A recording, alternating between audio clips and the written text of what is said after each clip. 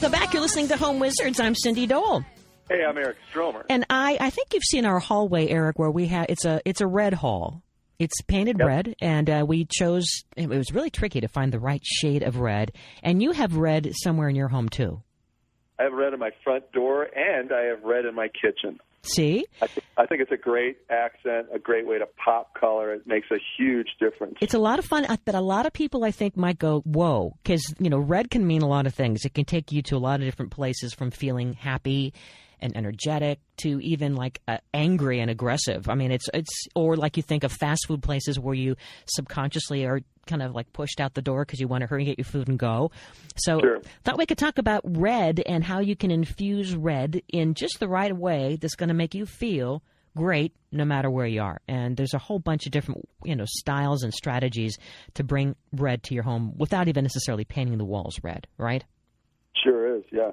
And I'll tell you, it doesn't have to just be, you can use your imagination, and it can be accents, small little things that cut through, or it can be actually a whole accent wall. So go ahead and tell me what you think. Well, so first, when you're thinking about red, I mean, the color of red itself, there's different shades of red. There's everything from like that Asian red to like fire truck red. There's shades that almost have kind of a blue undertone or to a gray undertone or almost like an orangey undertone. Right, and that deep burgundy. Yeah. Yeah. At one point we had our dining room, in fact, was painted kind of a burgundy-ish red, and I loved it because it felt in a different way. You'd think, oh, it's going to feel so bold and make you feel nuts, but it actually felt very grounding and comforting. It's just it's kind of cozy. Like some of those traditional old dining rooms, back in the restaurants from the supper clubs from the 40s and 50s, they would use red a lot in their interior walls, and I think it makes you feel cozy and warm. Mm-hmm, mm-hmm. Yeah. And so, really, red is the color that needs to be really well thought out, as well as the shade itself. You want to look to your decorating style and your home's architecture, and like you say, it's on your front door. What shade of red would you say you have on the front door? I would say mine's pretty close to a fire engine red, with just a slight brown tone in it. Yeah. So the other thing I love too is if you've got a house that has masonry elements like brick, if you bring those burgundy tones out in the brick onto the paint surface of the front door, that really gives you a lovely tone. So consider that too. Yeah, and that's a good way of putting it. It does have a little bit of a brown undertone. So it's all about thinking about the shade of the red, your style, to find the right red. So for instance, contemporary design, it incorporates a lot of neutral elements with a pop of a bold color. Often it's red, maybe on the door, a bold bright red, or maybe inside it's bright red shades in a pillow or a rug or a throw.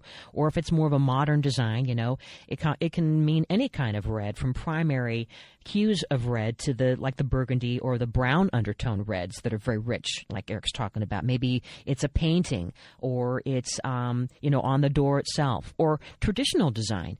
Perhaps that is less about a primary red, and instead it's more the darker, classic burgundy, almost black tones of red, which would be, that's kind of getting into the Asian Oriental rugs, or the pottery that looks so beautiful, that's all glazed, some really decorative things. Or country reds. That's kind of like that chalkier, softer red. Think of like a barn or a scarlet red, and it has kind of like a pinkish, purplish tone, and that can be on your door. Or maybe I've seen it really well done where it's just a simple doorknob or just a knob itself in a bathroom that looks so gorgeous and just a pop, Yeah, and let me give you a couple of quick pointers, if I may, on using red in terms of applying it on a front door or when you paint with it.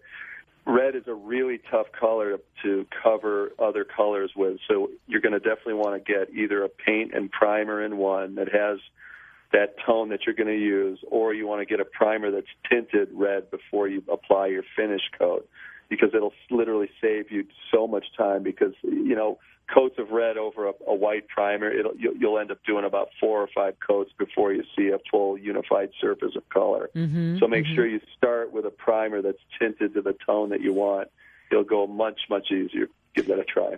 As for furnishings, I mean, I've seen some gorgeous living rooms, and I know you have too, Eric, where they use upholstery, and they bring in just the right color of red. So picture a couple of sofas, solid red with some white or cream piping just around the edges, and then fluffy pillows that bring the contrast of the basic background of the pillow is that cream or white, but then has some kind of a pop of red as a design on the pillow. So now you've got it mimics like a bookend. It's really pretty. Yeah, and you know what else is interesting? As you know, I was in this place called San Miguel de Allende over the Christmas holidays, and in Mexico they really use red almost as a primary paint color on all their buildings, and the wall colors have bright reds and ochres and yellows and gold tones. And you may not think about it in traditional homes, but it's beautiful, and contrary to what you would think, it really feels cozy. So, so take a look at some of the Mexican architectural renderings, and you'll see what I'm talking about. And also, I think a lot of Asian art books, and when you think of the Asian or Oriental rugs, or even Persian rugs, right? A lot of these rugs have that really deep, rich red thread in them, different shades, different tones of the red. But when it's in a large, rich, cozy room, that rug can kind of pull everything together and really picks up the energy and just gives it that kind of pop but coziness at the same time. Yeah, and you know what happens too is that black and white art, it literally pops off the wall. It really shows off well when you feature that stuff. And also bowls of citrus or lemons or oranges or limes in a bowl that really show off as well. It's a great backdrop to feature other art and great color. I've also seen old furniture or even old chairs, for instance, painted in a high gloss red, and you put that in a kitchen or in a study or in a just side space, and that looks really gorgeous and fun. Yeah, it's amazing. And again, even if it's just an accent or something that you might have you seen outdoor walls in gardens? Yes. The color.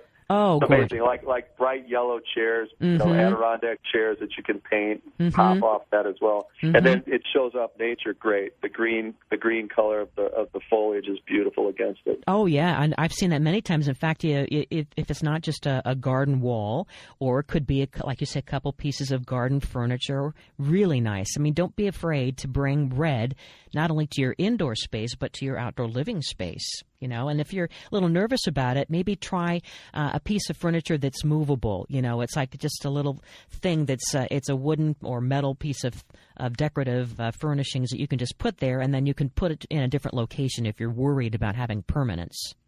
Yeah, that's a great idea. Even something like an outdoor corner, if you want to sort of establish just a small little detail. If you have a house color and then you just do part of your fence in red, and it'll just cut through and look really pretty. And people go, wow, they're really design-centric. Of course, glazed pots are always a great way of bringing a color no matter where you are, inside or out, and then, of course, you have an excuse to buy plants, which is one of my favorite things to do. But if you want to just sample with red, go out and buy maybe 3, we always love odd numbers, 3 different sizes of really rich, beautiful glazed pots that you can then now put some cool plants in, and then create like a little a grouping, if you will, whether it's outside, maybe you have an outdoor table and you put them all right there, or you have a balcony, or maybe it's inside. Now you're going to get a sampling of what red can feel like when it's near you. Fantastic. I'm not afraid of red. I'm going to try it. I'm not afraid of it. I'm not. I'm not afraid. More ideas. I mean, besides painting doors, don't consider maybe even using some red wallpaper.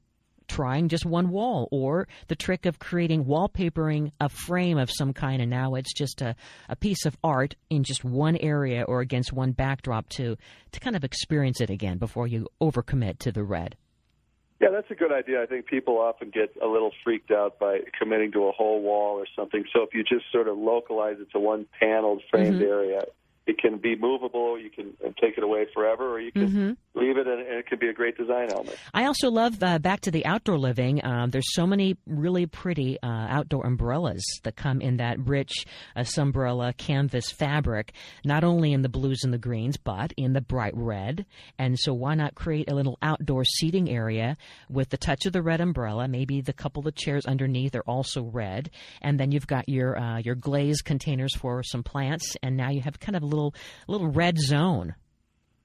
Can I just tell you, I think that this is the most I've ever said the word red. And you know what? It feels just fine. It really does. I mean, the thing is that there's so much you can do with red. How about in the bathroom? I mean, red towels. Who knew? A really fun way to infuse energy in your bathroom is all red and white. I love that idea. That's great. Yeah. I just did a bathroom where it was black and white checkered tile. You know, that's a tough thing to try and draw stuff together with. And then I did the red tiles, to your point, and then a couple little pops of ceramic stuff within, sitting on the white tile. It's beautiful. It looked great. I also have a good friend who collects red trucks, little toy trucks. And so that can be a fun thing, too. If, let's say, in your home office or if you have a library or a special space that's just yours, you know, your guy space, your gal space, create like a couple of shelves. And if you have some things that you've been hiding in the garage or you forgot from your childhood that they're all red, now it's a fun way of kind of creating a little collection where it's, you know, little trucks or little, you know, whatever it is that are all sharing that same color. It gives it a vintage collection idea. I think it's going to give you a nice retro look to wherever you are. Yeah, and you know what else I love is your kitchen, how you have your cabinetry one color, but your island a different color. You could definitely paint one of the islands red. Yeah, paint the island red. There you go. Well, anyway, we're moving on from red to other great ideas as we love to improve the spaces you call home. When we come back, we're going to help you figure out bringing some light to your life and maybe even doing it yourself. How about a DIY chandelier? Eric Stromer, Cindy Dole. I can't wait. You're listening to Home Wizards.